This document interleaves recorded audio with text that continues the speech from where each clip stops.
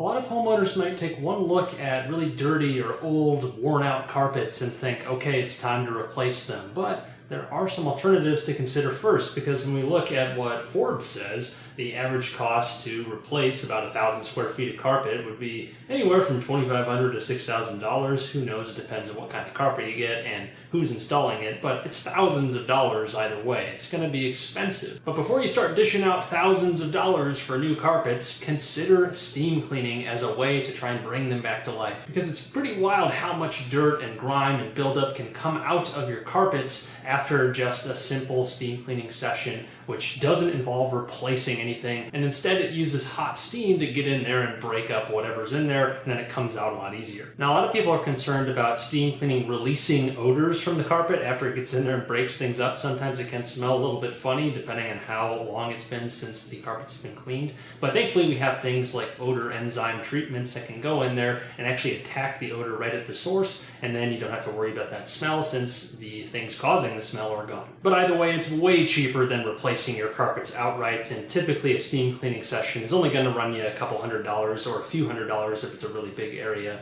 and nothing more than that. And consistently cleaning those carpets every 12 to 18 months as is recommended will do a lot to extend the life of your carpets that much more, and will keep them looking a lot fresher and newer than if you didn't do anything. Our company, Trinity Steam Cleaning, offers carpet cleaning in the Houston area, so if you're interested in getting a free quote, then go ahead and click on the link below to contact us. Thanks, and have a great day.